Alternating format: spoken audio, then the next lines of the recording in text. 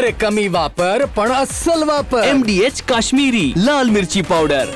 MDH पांधन रस्ते संदर्भात 12 फुटांचा रस्ता शेतामध्ये राहायला पाहिजे, पांधन रस्ते राहिले पाहिजे या संदर्भात महसूल विभागाने निर्णय घेतला। शेतकऱ्यांचा वर्षानुवर्षांचा त्रास आहे। मागच्या 40 वर्षापासून शेतकऱ्याची मागणी होती की आमच्या शेतातला जो रस्ता आहे तो किमान आमची बैलगाडी, किमान आमचा ट्रॅक्टर, किमान आमचा हार्वेस्टर शेतामध्ये गेलं पाहिजे। याकरता काही सरकारी जे पांधन रस्ते आहे त्यावर अतिक्रमण झालं आहे, ते अतिक्रमण काढून द्या। त्याकरता पोलिसांचा बंदोबस्त मोफत द्या। त्याकरता मोजणीसाठी पैसे आम्हाला लागतात ते घेऊ नका।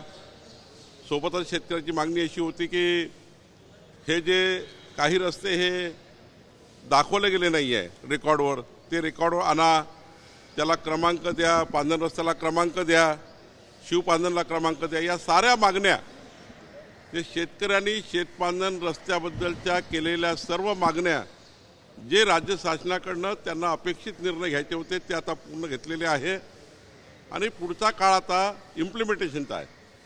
आता आमचे तहसीलदार, आमचे कलेक्टर, भूमी अभिलेख हे जे खाते आहे या खात्याच्या माध्यमातून संपूर्ण शासन निर्णयाचा आम्हाला आता अंमलबजावणी करायची आहे आणि मला विश्वास आहे की आमचे महाराष्ट्रातले सर्व लोकप्रतिनिधी, सर्व आमदार आपापल्या भागातल्या प्रशासनाशी बसून हे सर्व निर्णय इम्प्लिमेंट करून घेतील, या निर्णयाप्रमाणे काम करून घेतील।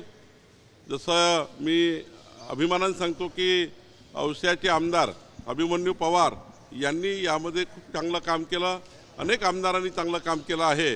तर निश्चितपणे हे जे हा जो निर्णय आहे शेतकऱ्यांना शेतामध्ये 2 पिकं घेण्याकरता पावसाळ्यातसुद्धा शेतकऱ्याला शेतात जाता येईल आणि त्या शेतकऱ्याचा माल मार्केटमध्ये जाईल याकरता शासनाने घेतलेली भूमिका आहे। देवेंद्र फडणवीसजीचं सरकार, आमचं सरकार हे शेतकऱ्यांना जे आश्वासन दिलं होतं की आपल्याला या राज्यामध्ये उत्पन्न वाढवायचं आहे, हे उत्पन्न वाढवण्याच्या दृष्टीने केलेलं महत्त्वाची योजना आहे। गेल्या काही दिवसात पाऊस पडतोय, पूर्वमोसमी पाऊस, प्रचंड मोठं नुकसान झालं। महसूल विभागाने पंचनामे सुरू केले का?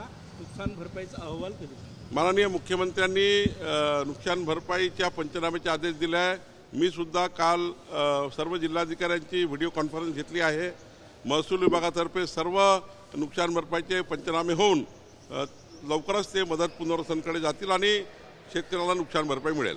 प्रफुल्ल पटेल आणि इतर लोकांनी, धर्मरावबाबा आत्राम सगळ्यांनी संकेत दिले की स्वबळावर स्थानिक स्वराज्य संस्थांच्या निवडणुका लढायच्या। महायुतीमध्ये काही ठरलं आहे का की आपापले पक्ष लढणार? नाही, प्रफुल्ल पटेल काय बोलले, धर्मरावबाबा आत्राम काय बोलले मला याबद्दल माहिती नाही, पण भारतीय जनता पार्टीची भूमिका आहे येणाऱ्या सर्व स्थानिक स्वराज्य संस्था या महायुतीमध्ये लढायच्या। निवडणुका लागल्यानंतर आम्ही बसणार आहोत, जसं विधानसभेच्या वेळेस आम्ही बसलो आणि या सर्व निवडणुका मुंबईपासून नागपूरपर्यंत या सर्व निवडणुका महायुतीमध्ये आम्ही लढणार आहोत। स्थानिक लेवलला काही त्या ठिकाणी काही चर्चा असा होत आहे की आम्ही वेगळे लढू, पण महायुतीचा निर्णय हाच आहे की आम्ही एकत्र लढणार आहोत। आत्राम काल म्हटलं की मला भाजपनं पाडण्यासाठी अपक्ष उमेदवार दिला होता, त्याला पैसाही पुरवला होता। नाही, महायुतीमध्ये सर्वांनी इमानदारीने काम केलं आहे। 288 आमदार निवडून आणण्याकरता आम्ही जीवाचं रान केलं आहे। माननीय धर्मरावबाबा आत्राम साहेबांना सुद्धा निवडून आणण्याकरता मी स्वतः 2 बैठका घेतलेल्या आहे। त्यामुळं मला असं वाटतं आज ते दिवस नाही आहे, यांनी काम केलं नाही, त्यांनी काम केलं नाही, आत्ता दिवस आहे महायुतीच्या सरकारच्या माध्यमातून 14 कोटी जनतेच्या अपेक्षा ज्या या सरकारशी आहे त्या पूर्ण करणे। आता टीका टिप्पणीचे दिवस नाही, आता आरोप प्रत्यारोपाचे दिवस नाही, आता 14 कोटी जनतेला न्याय देण्याचे दिवस आहे। लाडक्या बहिणी योजनेसंदर्भात आदिवासी विकास विभागाचा 335 कोटींचा निधी वळवण्यात आला आणि त्यामुळे असा आरोप होत आहे की आदिवासी विकासांच्या योजनेवर त्याचा परिणाम होईल। नाही, मला काही समजत नाही कोण या बातम्या पेरतं, कोणाकडनं या बातम्या येतात, कसा तरी संभ्रम समाजामध्ये तयार करतात। कशाला आदिवासी समाजाचे पैसे वळवता येतं?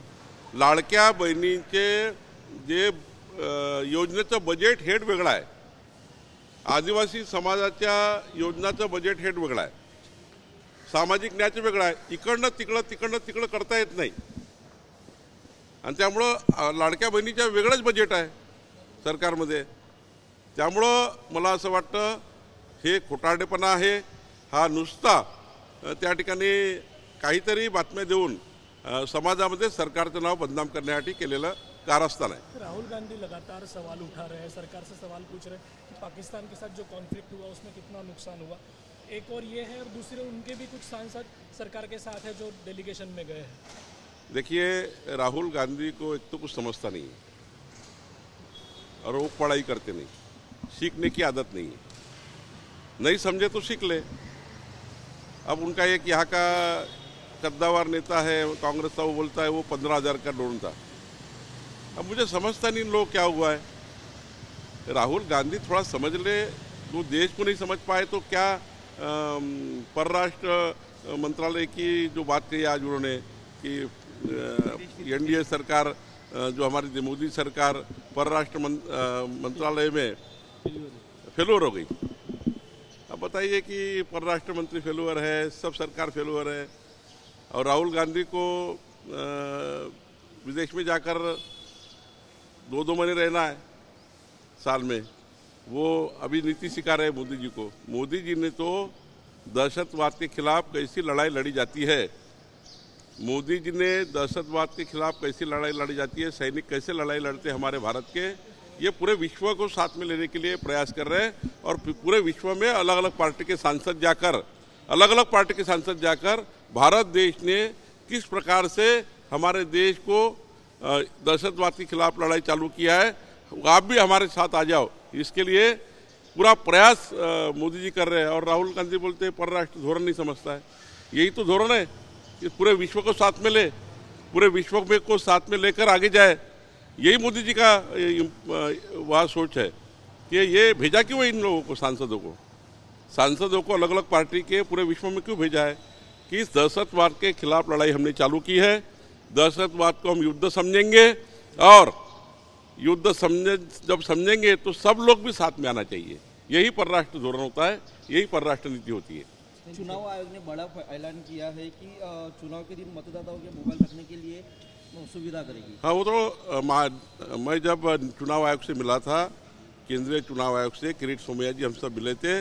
माननीय देवेंद्र जी ने भी आग्रह किया, माननीय हमारे सभी महायुति के लोगों ने आग्रह किया, और जनता का भी आग्रह था कि मोबाइल घर में रखकर फिर वो 3-3 घंटे लाइन में रहते हैं, तो अपना मोबाइल वो यूज कर सके, और मतदान के समय जाने के समय में वो कोई ऐसी व्यवस्था करे वो मोबाइल वहाँ मशीन तक नहीं जाए, लेकिन वहाँ आजू बाजू में कई व्यवस्था उसकी की जाए ताकि मोबाइल लाए नहीं. ये जो भूमिका थी, जब मोबाइल घर में है, कोई घटना हो गई, तुरंत कुछ हो गया, 1 घंटा लाइन में रखना पड़ता है, उनके बच्चों का सवाल है, फैमिली का सवाल है, फैमिली का फ़ोन आता है, ऐसे में क्या करेंगे.